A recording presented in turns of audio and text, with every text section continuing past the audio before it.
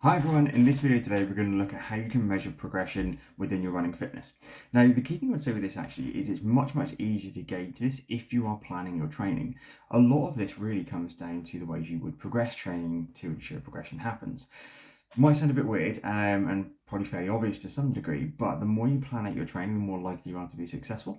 So whether you have a training plan written for you, even if you just map it out yourself, it doesn't have to be overly complicated, but you would look at the things that we're now going to talk through to enable you to progress, and then the progression becomes quite obvious, and you don't really then have the doubts that you might otherwise have.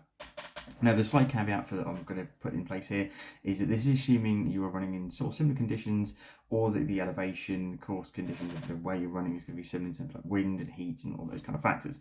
There will be some variation obviously in those, and particularly with races, that's going to be a factor. But in training runs also is something to consider.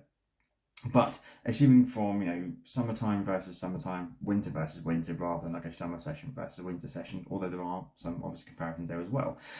So ways we can look at the progression and measure that progression across time. So you can run at the same heart rate but at the same faster pace, for instance. So say you're averaging 150 beats per minute for your marathon pace, and then longer term you can run a quicker pace at that sustained 150 beats per minute.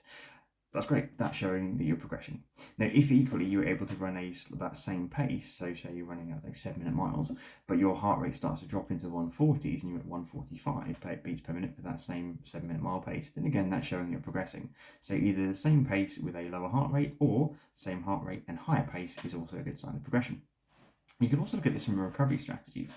So within your effort sessions, your intervals, or even you're doing kind of long runs where you're mixing in some easy miles and some harder miles, then the recovery pace, the recovery time is going to also be really relevant.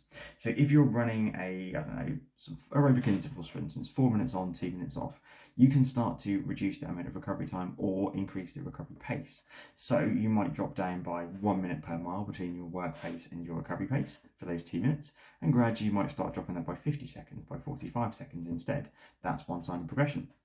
Alternatively, you can cut that down from 2 minutes to recovery down to 1 hour, 1 minute 45, down to 1.5 minutes, down to 1:15. Probably wouldn't go too much lower than that, but you can go with that as well. You can drop that down slightly. So whether it be ratios of rest to work or just the overall time is another way to progress that. And again, ensure progression is happening by pushing your body slightly harder each time.